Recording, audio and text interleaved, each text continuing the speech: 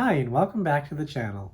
Today I'll be going over some accessories that I ordered while waiting to take delivery of my Model Y, and I'll be giving you a quick update on my estimated delivery timeline.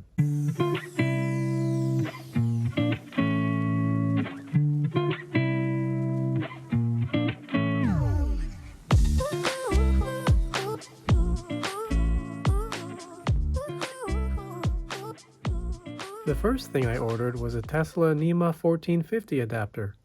This can be used with the standard mobile charger that comes with the Model Y and is available from Tesla's website for $45. This lets you charge your Model Y at up to 29 miles of range per hour. In comparison, the standard 515 adapter that comes with your Model Y will only charge your car at around 3 miles per hour using a standard 120-volt outlet. So, for $45, you can get 10 times the charging rate provided you have the proper outlet installed. Speaking of outlets, I then had an electrician install a NEMA 1450 outlet and a 50 amp breaker in my garage. Prices for this can vary depending on how much wiring you'll need to run and if you have enough room left in your electrical panel. I'd recommend getting a couple quotes from different electricians to make sure you get a fair price.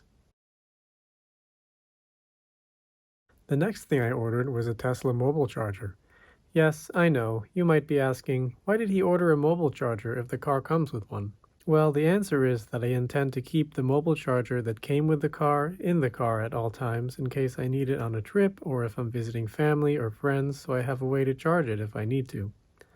That way, I can keep the second charger permanently in my garage for everyday use with a NEMA 1450 adapter.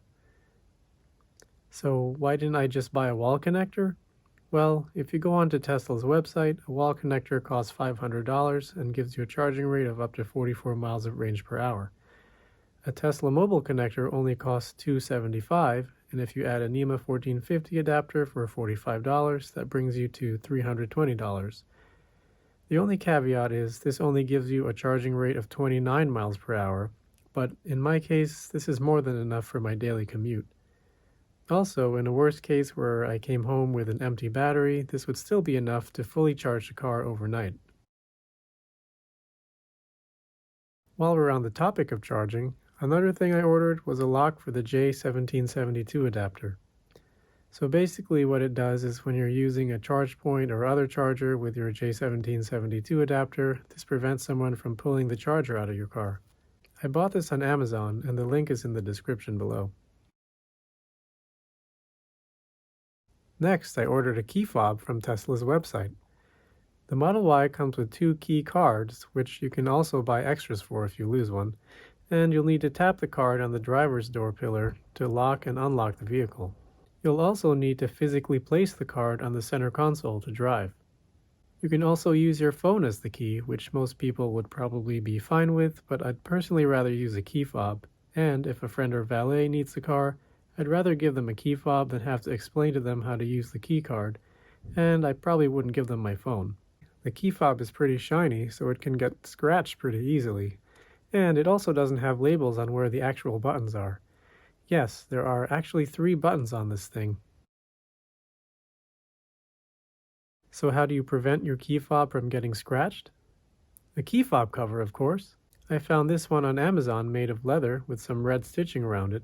And it also has symbols where the actual buttons are, which would help someone not familiar with a key fob understand how to use it. Next, I ordered the Tesla mud flaps for $40.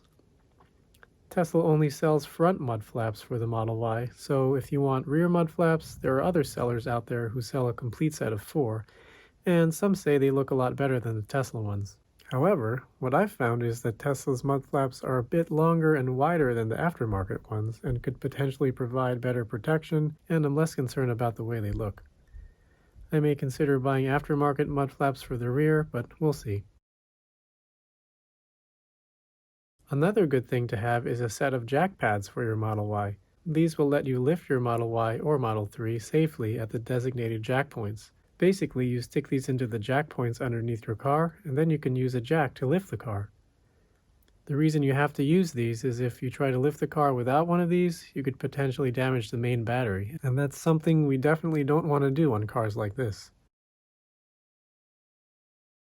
Next, I ordered a set of center caps and lug nut covers. As I mentioned in my previous video, when I ordered my Model Y, I chose the standard 19-inch Gemini wheels, where you can take off the plastic covers to reveal a silver alloy wheel where you can insert your own center cap.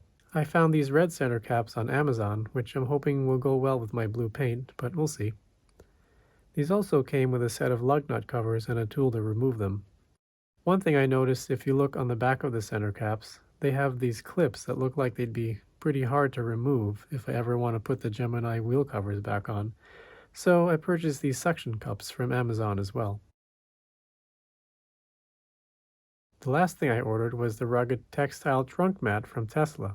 As you may know, the Model Y comes standard with floor mats for the front and rear seats, but there is actually no mat included for the trunk area. This rugged textile mat from Tesla, as the name suggests, has a rugged textile look to it, and it seems to have a waterproof backing to protect the trunk area from water and spills. So on to my Model Y delivery update. So if you watched my last video, my estimated delivery window was June 8 to 28, which was actually outside of my original delivery estimate of 5 to 9 weeks from order place date. A few days after I posted that video, I got an email from Tesla saying they were ready to take my payment information for delivery. So I logged into my Tesla account and I got this screen to confirm my order update. Apparently, Tesla removed all radar equipment from Teslas beginning with deliveries in May of 2021 for the Model 3 and Model Y as I transitioned to the Tesla Vision system. So, it turns out I'll be one of the first to try out Tesla's 100% camera-based system. But unfortunately, it looks like some features will be limited or temporarily unavailable. If you click on Learn More, Tesla goes on to explain that auto steer will be limited to a maximum speed of 75 miles per hour, and features such as Smart Summon and emergency lane departure avoidance may be disabled at delivery. However, they do say that in the coming weeks, Tesla plans to restore these features via over-the-air software updates. Well, I've actually never had any of these features on my cars before, so I'm okay with that, especially if I'll be getting the originally promised features eventually. So once I agreed to this, I clicked on Proceed to Delivery and my VIN showed up. They also changed my delivery timeline to May 28 to May 31, which is 8 weeks from my order place date, but still within my original delivery estimate of 5 to 9 weeks. Then, a couple hours later, I got a text from Tesla with a link to schedule my delivery. I went ahead and scheduled my delivery for May 31st, so stay tuned for another video after I take delivery of my 2021 Tesla Model Y. Thanks for watching, and if you have any questions, feel free to leave them in the comments below. And if you like this video, please remember to like and subscribe. Until next time, this is Bri the Tesla Guy.